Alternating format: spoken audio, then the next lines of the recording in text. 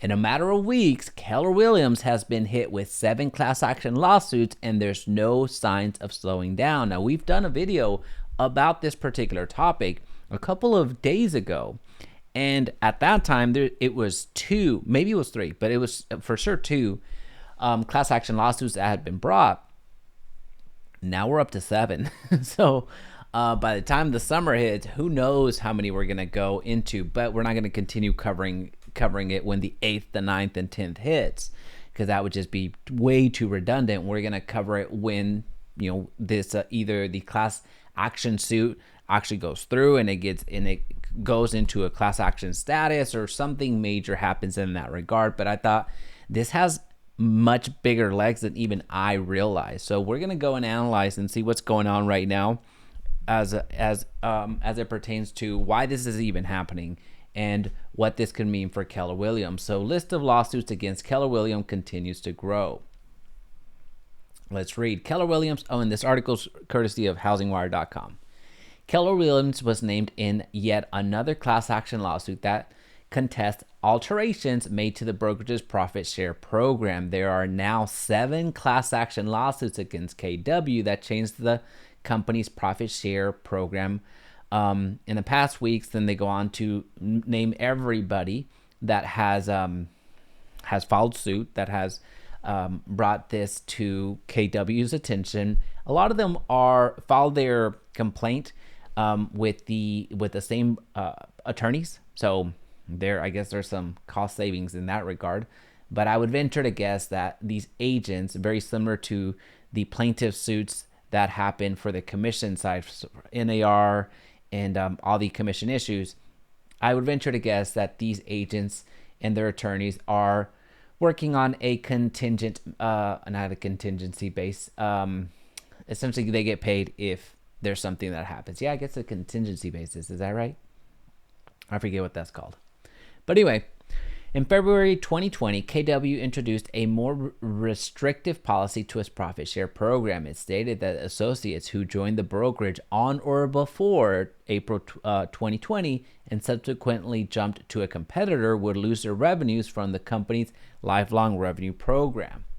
But that policy did not impact agents who joined April 1st of 2020. So what they were saying was, okay, we're gonna need to put a pause on this whole issue of agents joining us and then building up a profit share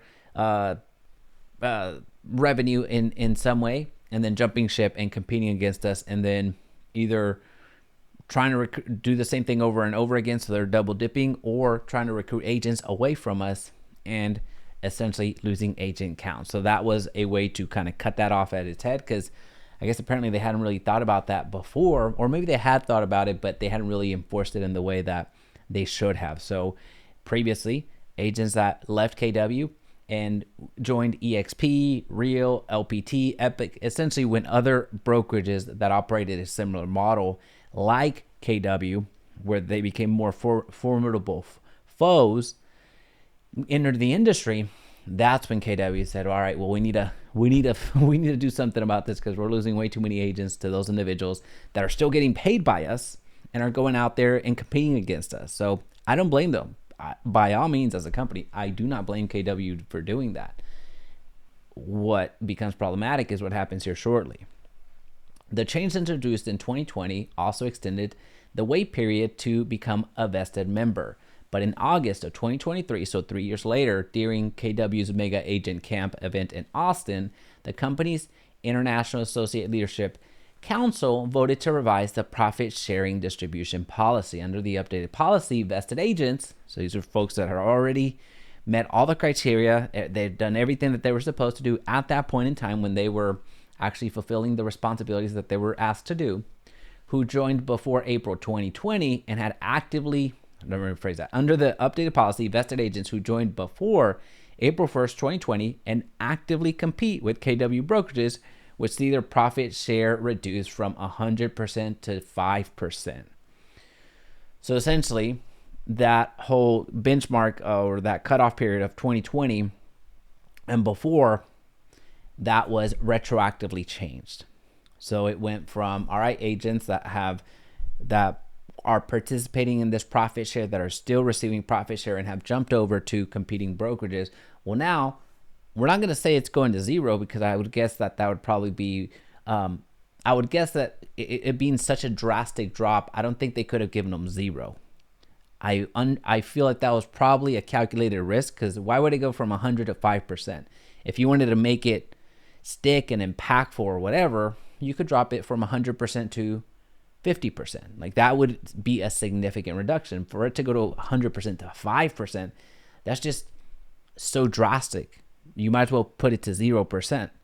And I feel that the reason that they didn't put from 100% to 0% was because of some legal complications that are still being presented now, with so many agents bringing up this class action status or seeking class action status. So for them, it was, all right, we got to drop it, but we can't drop it down to zero. They might as well have put 1%, right? So there was a reason that they didn't go down to 0%. Is my lawyer hat talking, which I don't have I'm not an attorney. It's just I put on that hat whenever I want to speculate. An incentive to go back to Keller Williams remained. Former agents who returned to the company within 6 weeks of the effective reduction date will have their profit share restored to 100%. So it was a come back home strategy, basically. Now, former KW agent Mark King wrote in an email in August 2020, also former KW agents who have retired or left the industry altogether will retain their full profit share distribution. So that was, again, when that was enacted, it was for agents that were still in the game, but they were in the game with other brokerages that were competing out there. It wasn't for folks that are already retired. Then they'd have real big problems. But essentially, when we covered this in the past, initially when the first class action suits came out, I said then, and I maintain now, that I think that this is essentially a reverse or retroactive non-compete. Essentially, where now, and by the way, I cut my finger, in case you're wondering. I was recording videos, and not that the videos would go out on the same day, but I was recording videos all today, and then I just cut my finger and have a couple of stitches on there. So yeah, that's what happened, in case you were wondering. Where was I? A retroactive non-compete, because essentially that's what's happening. So this is a way for, again, people to come back home, if you will, giving them an option, which is really, I think it's a bit disingenuous. The folks that had already, abided, I don't think that's the word, but already completed what they were supposed to do, already done what they were supposed to do, and now they moved on to another company, and if they weren't violating anything that they weren't supposed to be violating, they were out there and producing income, having a maintaining their livelihood and all that fun stuff. For this to happen, I do see that as a retroactive non-compete. And I think that it is a bit disingenuous. I understand why it would happen. It's a very complicated situation. I understand why it would happen from a broker's perspective, because the profit share, it would sting. Like, if I started a company, if I was Gary Keller, if I started a company and I'd done right by my agents and all that fun stuff, and like we grew to be such behemoths, and then I see somebody jump ship and start building with EXP, start building with Real, start building with LPT, start building with all these other models that have sprung up and are trying to take away. And even if they weren't trying to take away from the previous brokerage, and violating the non-solicitation that brokerages have, even if they weren't doing that, I would feel some sort of way if I'm essentially funding them still. But at the same time, I have to recognize that whenever everything was executed, everything was signed, this provision wasn't there. So for them to retroactively take hold, retroactively do this, that would be a little bit shady in my personal opinion. Now, again, I have no skin in the game. I'm not part of KW. This doesn't impact me in any way. It's just something I see a little bit tough, especially if you were a agent that had built something super massive, super huge, and now you've taken the leap of faith and tried to replicate or do something in another brokerage, having that comfort that here's my safety net, right? So I have at least this coming in. If I go over here to these other brokerages trying to build and hopefully, see bigger success, to have that cut from 100% to 5%, that's a little crummy. But anyway, we're going to keep you updated. Let me know what you think about this particular situation. Are you a KW agent yourself? How does it impact you? Let me know what you think about the moves and what this is going to mean for KW. Do you believe that these class action suits are actually going to make it a class action suits, and that KW is going to have to pay a large fee to those that are impacted from this move? Let me know in the comment section down below, and also don't forget to subscribe. I'll see you on the next one.